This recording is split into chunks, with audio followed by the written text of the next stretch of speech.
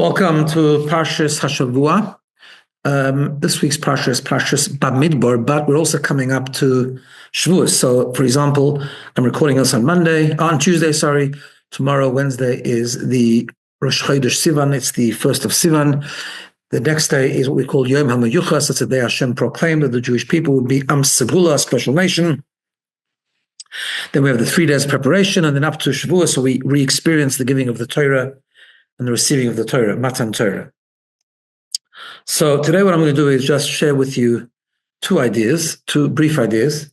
One is just to do with Shavuos, and the other is to do with Shavuos, but it's also to do with the Parsha of the week, Bamidbar.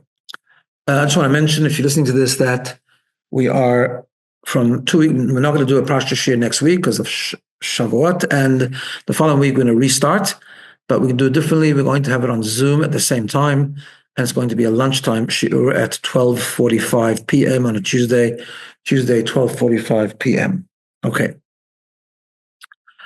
So the famous Gemara tells us, that at the time when the Yidden said Naaseh before Nishma, we will do and then we'll understand. They put Naaseh before Nishma.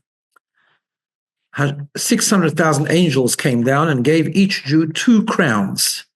Shnei Kesorim, 2 crowns. One for Naaseh and one for Nishma. One for the commitment to do and observe, one for the commitment to understand and learn. And the obvious question is that the flow of that paragraph doesn't flow well. It starts off with an emphasis that the greatness seemed to have been that they said Naaseh before Nishma, but then it's not about, then it should be 1 crown for saying Naaseh before Nishma. But it seems the reward wasn't for just saying Naaseh before Nishma. The reward was 1 crown for Naaseh, 1 crown for Nishma. So what does that mean? So in a very brief way, let me try and communicate this answer. What does it mean, a crown? What does it mean that the Jewish people got a crown? A crown is something that is placed on the head of a person. The head is the seat of the brain, which is the symbol of intellect, of understanding. It's the highest expression of the human experience. It's the ability to understand, to process, to make decisions, and so on.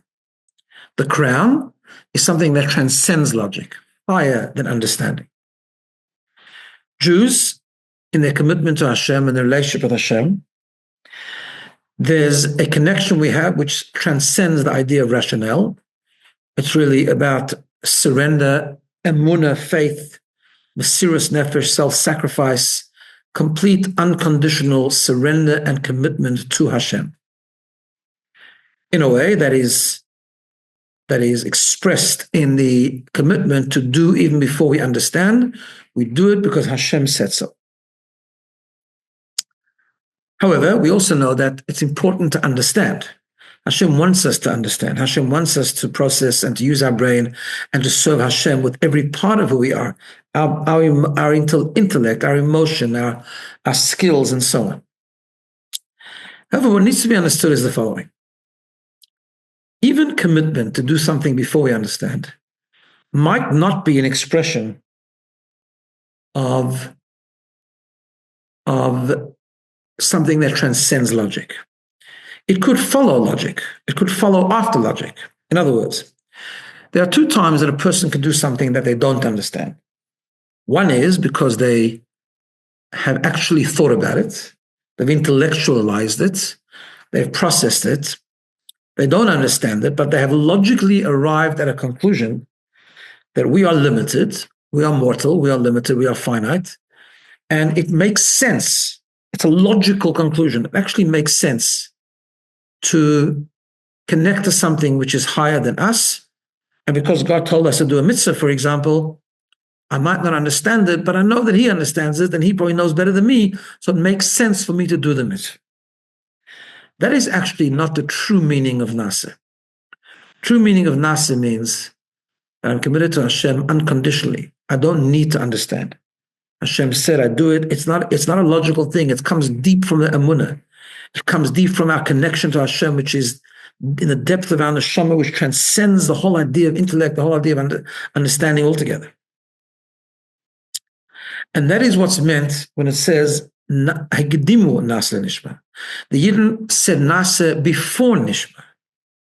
When you say Naaseh before Nishma, when you say Naaseh, I'm going to do even before I even think about anything, that's an expression of a deeper surrender. It's an expression of a transcendent surrender. It's an expression of something coming from a very deep place in our soul, from the place of emunah, from the place of transcendence, the place of super rational. We just have an intrinsic, inbuilt DNA connection with Hashem that just causes us and induces this commitment to do whatever Hashem says, to serve Him, whatever it might be. Now let's take it a step further.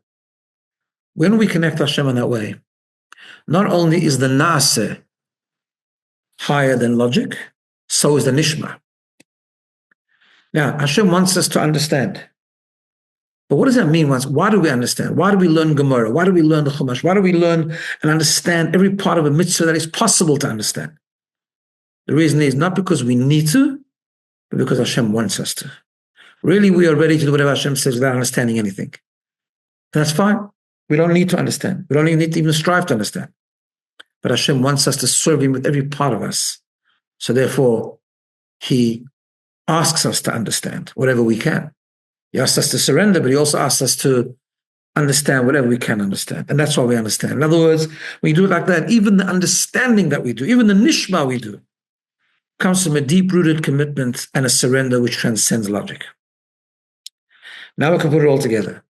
When the Yidden said Naaseh before Nishma, they demonstrated that the Naaseh was a deep, super-rational surrender, and so was the Nishma. And because they now had Naaseh and Nishma, both transcending the concept of rationale and logic, they got rewarded with 2 crowns. Crown, again, represents what's higher than my brain. They got 2 crowns, one for the Naaseh, one for the Nishma, because they both deserve a crown. They both are done in a way of a crown, in a way that's not connected with a logical process, but connected with a deep-rooted emunah and transcendence connection that we have with Hashem. So the prefacing Naaseh before Nishma was just a demonstration of what the Naaseh and the Nishma mean, but the 2 crowns were not for the prefacing. The 2 crowns were for the Naaseh and the Nishma, both done in the context of a crown. Now, talking about getting the Torah, I want to mention something, a medrash that is on this week's Parsha. Look, we always read Bamidbar before Shavuos.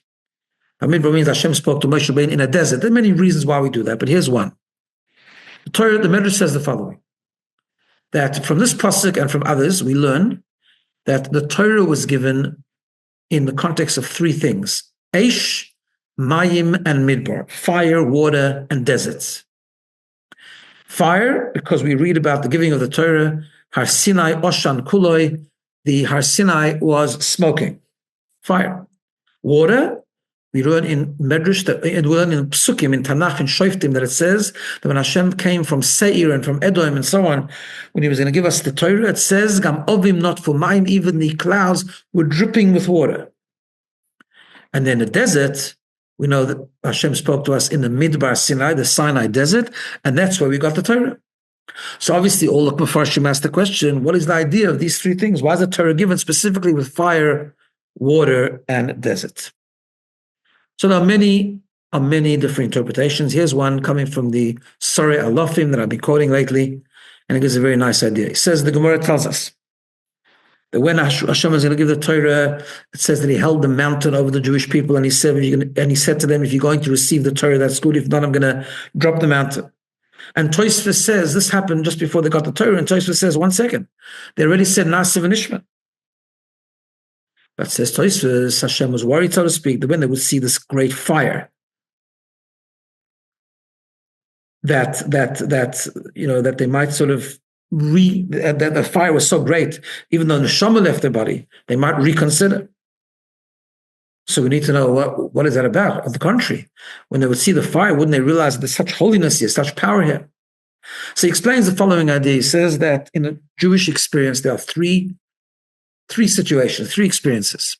There are times when Yidden are prosperous, they are successful, they are comfortable, have a lot of resources, and they're doing well. It's a test, because when that happens, affluence can bring arrogance, And therefore, as the Pasuk says, we can become hoarse and we can forget that everything comes from Hashem, and we can think that success is coming from ourselves, from our own skills, and that could be a way of taking us away from the Torah. There are other times where we are persecuted. There have been pogroms, there's been persecution throughout the ages, mass persecution, where to keep the Torah and with the intention of removing religion from the Jewish people, like in Russia, like in Poland, like all the different places. And there, you need to fulfill the Torah is really hard. It needs mesiras nefesh, really self-sacrifice. You have to be able to fulfill what the pasuk says. The Cholavavcha, and the Gemara says it means afilu noitelas nafsha Hashem takes your life. And then there's another experience where there's not persecution, but there's poverty. There's just struggle. There's challenge. There's recession. There's poverty. It's hard to exist. It's just hard. Just hard times. And he says that these are the three things. Water represents flow of sustenance. Water makes things grow. Water is prosperity. That's the one thing. Fire is when things are burning. A fire is burning is persecution. Desert is just a time of hardship. A desert is empty, nothing grows there. It's like poverty. It's just hard. It's hard times. So our rabbis teach us that the Torah was given with fire, with water, with fire, and with desert. Because it means that the Torah is eternal. The Torah needs to give us, we need to commit to the Torah, whatever the case was. Hashem is coming to us three ways. And he says the Torah is not designated to one time, to one experience. The Torah is eternal. The Torah has to be kept always. Whatever the call of the hour is, whatever it needs, all three have its challenges. Whatever the challenge is, we have to adapt and we have to make sure to respond to that challenge, whether it's water, whether it's affluence is the test, whether it's fire, whether it's persecution, or whether it's just hardship. Now we can understand what Tosfos says, that Hashem said he says you have to commit to the Torah. Why? Because the Hashem was worried, even though they already said Naaseh Venishma, but maybe when they see the fire, when they see that's not going to always be so good, it's going to be, they might reconsider. So that's why Hashem has sort of had to emphasize the whole thing. And of course, it's not just experiences that the Jews had throughout history, but it's every person. His or her own experiences change. They change sometimes from fire to water, from water to midbar, to desert, whatever it is. Our commitment of Naaseh Venishma, our commitment to the Torah, and our commitment that we make on Shavuos is that circumstances might change, but our commitment doesn't.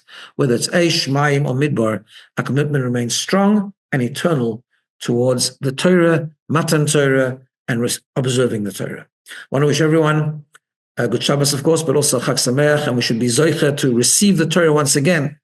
By being in shul and listening to the Aseres HaDibros, we should re-experience the Sinai and commit to the Torah and internalize our commitment with joy and with internalizing it, so that we should always be committed no matter what our circumstances are. Shabbat Shalom and Chag Sameach.